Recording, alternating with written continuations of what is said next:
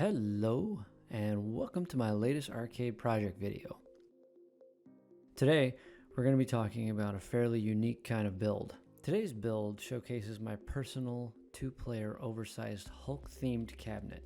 It runs an Xbox Series X and a PS4 Pro. So let's explore some of the details and get started with what made this build so much fun.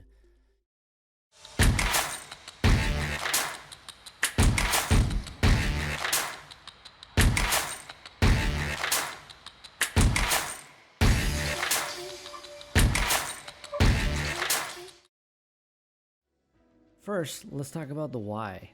I grew up in the 80s, like every other arcade gamer's story. I loved playing arcade games with all the noise and competition. I like all types of arcade gaming.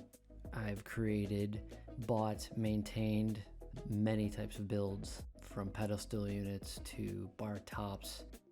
I really enjoy the new modern games, and wouldn't it be cool if some of those could be played on traditional arcade controls?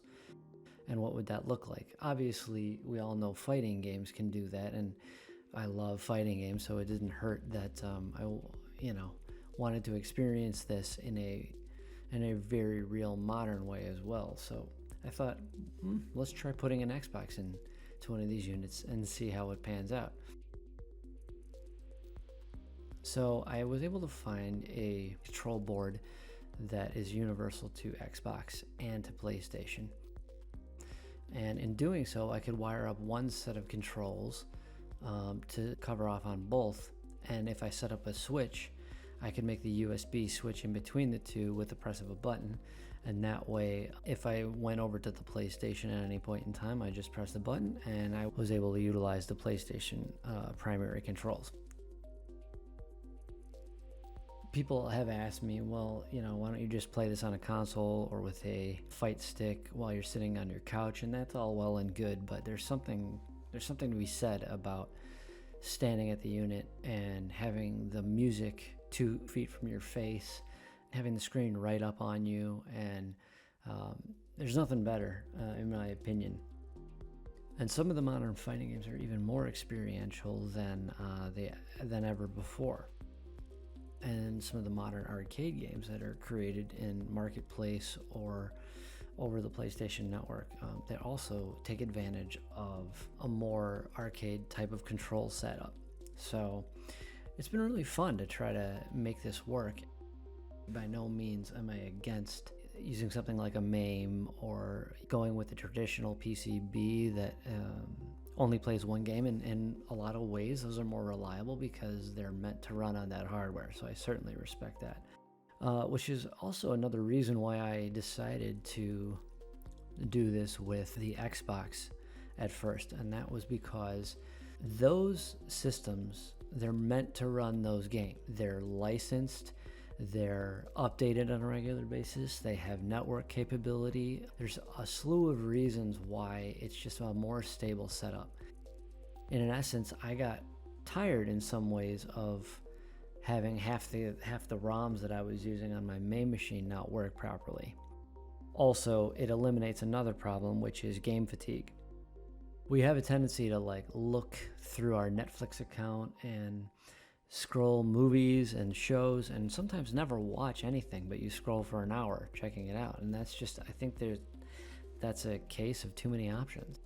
What I found here is that, especially with a main machine with 50,000 games on it, you can run into the same problem. You can look around a lot, but you never actually play anything. When you're limited to few options, under 200, let's say, options, which is still a lot, you tend to play the games more and you tend to cherish them more. So in a sense, it's not as all-encompassing of an experience as maybe a fully loaded main machine is, which I have several of, but they're way more reliable. They're meant to run on the hardware, and I own them. I'm going to highlight a couple of games throughout this segment that really work great as a console feature, but I'm also going to just showcase the machine that I utilize. It is styled as the Hulk. I thought that was a cool parallel to the Xbox. Initially, this was just going to be a modern Xbox running this, and then I got the idea that I could also run my PS4 Pro off of these. Now, the other thing I want to highlight is that I typically only use digital games. I don't use the disc, so I don't access the back panel very often for anything, which is nice because then they can just stay in the unit and I don't have to fiddle with it. I can turn it on from the front. All of those things make a big difference in not having to go back and load discs into these units. Let's take a look and I'll show off some games, and post your comments below, but let's keep it light. I definitely appreciate your comments and thoughts. If you guys have any questions, just hit me up.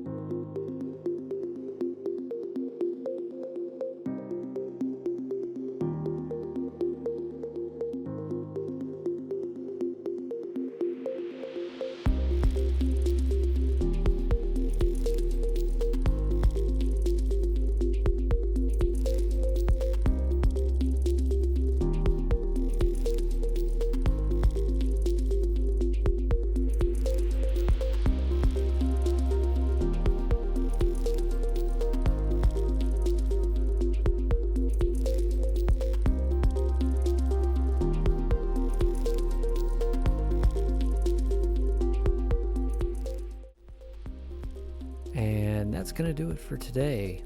Remember, this is just a small sample of the games that are available on these consoles. Not all the games shown were exclusives to each console, but in my estimation, they were the best experiences given the platform that they were available on. So feel free to like and subscribe if you want to see more of this content, and thanks for checking it out.